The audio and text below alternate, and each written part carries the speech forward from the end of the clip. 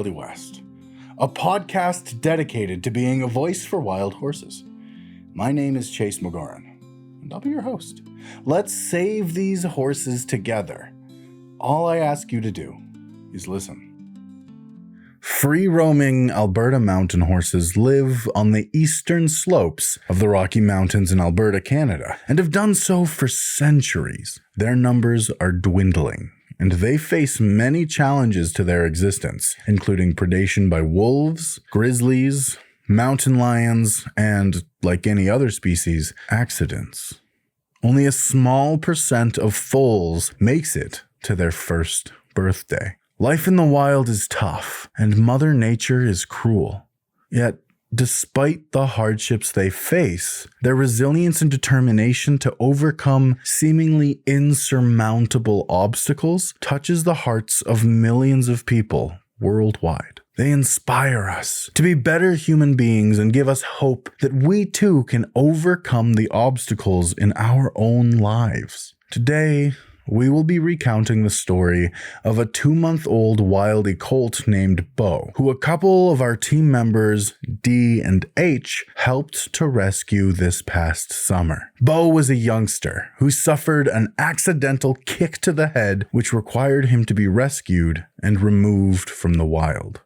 Imagine, if you will, spending 3 days in a rented log cabin out in the backcountry amid the towering jack pines and with the cold aquamarine mountain runoff of the Panther River flowing a short distance from your door. The ground is moist with huge puddles across the gravel roads from record rainfall over the course of the summer. This is where Dee and her grandson found themselves on the last days of July, enjoying their vacation out in the middle of Alberta's pristine wild horse county along the eastern slopes of the Rocky Mountains. Sitting beside a roaring campfire at night, roasting marshmallows and hot dogs, laughing and chatting with other guests. The following day, on August 1st, 2025, was the last day of their vacation in the backcountry, and one neither of them would forget. D glanced over at H, sound asleep in his bed, wrapped up snug in a warm duvet, the electric heater blasting in the corner of their rustic log cabin. They'd spent the previous day horseback riding, swimming in the Panther River, and roasting marshmallows by the orange glow of a crackling campfire. H was exhausted, so Dee decided to let him sleep while she took a quick look for wildies. The air outside was cool and held a note of urgency she wouldn't understand until a few hours later, as she jumped into her truck and drove out of the campsite. Dee drove a short distance down the gravel road and parked her truck in a meadow that was bathed in the first rays of morning light. A soft mist hung above the lush green bunch grass, and she watched in wonder as a band of wildies grazed nearby. She noticed a 2-month-old sorrel foal standing with his head hanging down and his eyes closed, having a snooze. He stood in the middle of a large band, but Dee couldn't tell which of the horses was his mother. He was an adorable foal, but his behavior was odd. Foals don't usually sleep standing up. They prefer to lie down. Dee took some photos and a video of this cute youngster, and then turned her attention to a few more horses who had walked out of the cottonwoods. They surrounded Dee's truck, sniffing the front grille and strolling up beside her door to have a closer look at her. Dee was thrilled. She was getting some fantastic video footage for her Facebook page, and with no set plans for the day, she could stay as long as she wanted. Watching as more and more horses gathered, a skirmish broke out behind her, with 2 bachelors sparring and snorting. Then another band appeared, the stallion snaking his family to the other side. Click, click. She took more amazing close-up photos. Dee turned her attention back to the sleep-standing foal. He was awake now, but still alone. She watched as he wandered aimlessly through the bands, being bitten and redirected by various stallions. He appeared lost and confused, looking for his mother, but no mare claimed him. How strange, she thought as she tracked him. She watched him disappear down a steep bank and then reappear on the other side, far away from any other horses. He stopped in the middle of a large field where he hung his head, closed his eyes, and began panting heavily. There was something seriously wrong with this foal. His behavior was alarming, and he didn't appear to have a band or a mother protecting him. It was dangerous for him to isolate in a field all by himself, away from the protection of his band. It made him an easy target for predators. As someone who had taken part in horse rescues in the past, Dee was well aware of incidences where foals became separated from their natal bands and tried to join with other horses, only to be rejected, abandoned, and succumb to wolves or grizzlies. Dee grabbed a foal halter and a lead shank from the foal rescue kit she carries in her truck at all times, then slowly made her way towards him. "Hey baby, where's your mama?" she crooned. He turned his head towards the sound of her voice and began to walk towards her. When Dee reached him, he allowed her to stroke him and put the rope around his neck, then fell to the ground and proceeded to have a full-blown seizure. At the same time as his little body was spasming in the grass, Dee heard the sound of thunderous hoofbeats. She turned around to see a herd of horses come galloping over the crest of the hill, heading straight towards them. Within seconds, they were surrounded. Dee let go of the rope and backed away, with the foal still rigid on the ground. In that moment, she realized that she needed help to rescue him. As Dee retreated to her truck, the foal got up and the herd walked away, leaving him abandoned in the field once more. 30 minutes later, Dee returned with Hunter. They found a couple from New Zealand taking photos of the bands, and once Dee explained the situation, they agreed to lend a hand. They looked over in horror to see two stallions start fighting right beside the colt, knock him to the ground, and then trample him with their back hooves. For a second, Dee thought they'd killed the foal. It took that long for his head to pop up and for him to stand. H prepared the bottle from the foal rescue kit, and the 4 rescuers began to make their way towards the foal. He was standing alone, away from the others, and at the sound of Dee's voice, he walked towards them. He was oddly lethargic, and allowed Dee to put a halter on him without any fuss. In the meantime, a band of horses surrounded the group, looking on with curiosity, not alarm. No mare came to his aid or nickered for him. The horses watched as Dee tried giving him the bottle. He drank a few sips, but had great difficulty latching on and swallowing.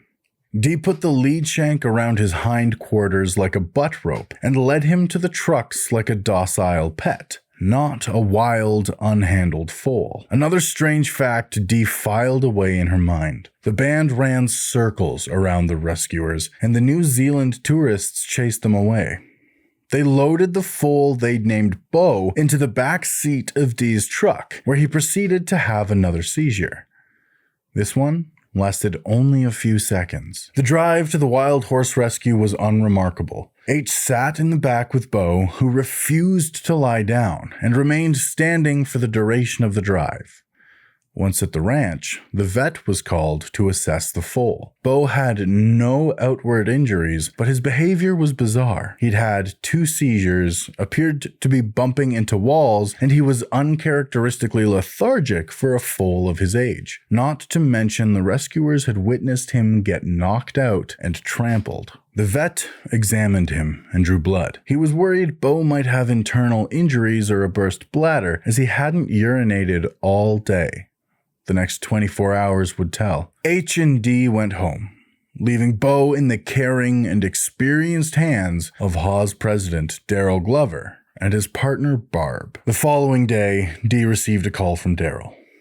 Beau had crashed overnight, and they'd rushed him to an emergency vet clinic. He'd had multiple seizures in the morning, going in and out of consciousness. Unfortunately, even with anti-seizure medication, he continued to convulse.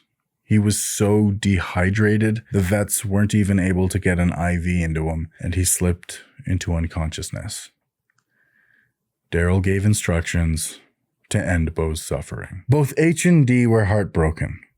They cried when they first heard the news, and then again later in the day when Daryl broke the news on his Facebook page.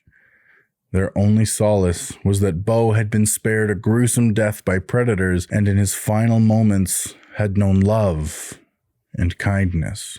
However, Beau's story doesn't end here. No sooner had Daryl left the parking lot than Beau had woken and jumped to his feet. The vets couldn't euthanize a standing foal, and in the confusion, Daryl wasn't notified until after he'd made the social media post that Beau had been put down. Dee was dumbfounded when Daryl called her to say Beau hadn't been euthanized after all. He had a brain injury, seizures, and was clinically blind, likely from a kick to the head, but he was alive. H and D visited Beau in the vet hospital the very next day, totally thrilled to see him up and drinking from a bucket. In the months since his rescue, Beau has made an incredible recovery and even regained his vision. He has been adopted out to a loving home and is no longer the docile, lethargic youngster suffering from seizures and blindness that H&D had rescued. He's a healthy, happy foal who zooms around his paddock full of energy and life. His is truly a miracle story. Wildies like Beau are so special because they inspire us with their incredible resilience and will to live, giving us hope that if they can overcome these unimaginable obstacles and persevere, then so can we. Wild horses like Beau give us hope, make us believe in miracles, and bring out the best in us.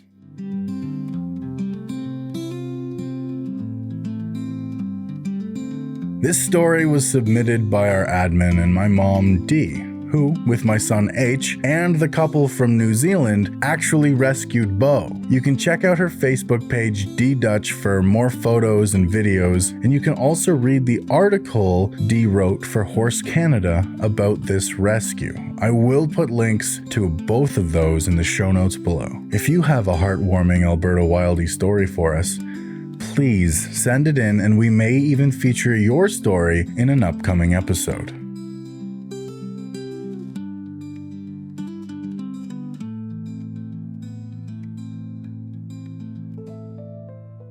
Thank you so much for listening to today's episode. The amount of support we have received from you has really meant a lot, and it brings us closer to seeing these animals saved. A huge thank you to everyone that I was lucky enough to interview this season. If you want to help, there are a ton of different things you can do. If you live in Canada, you can write to your local member of parliament or directly to the Minister of Parks in Alberta. If you aren't as comfortable doing that, or you don't live in Canada, you may wish to follow the Help Alberta Wildie Society, or HAWS, on Facebook to get more involved and see what other things you can do.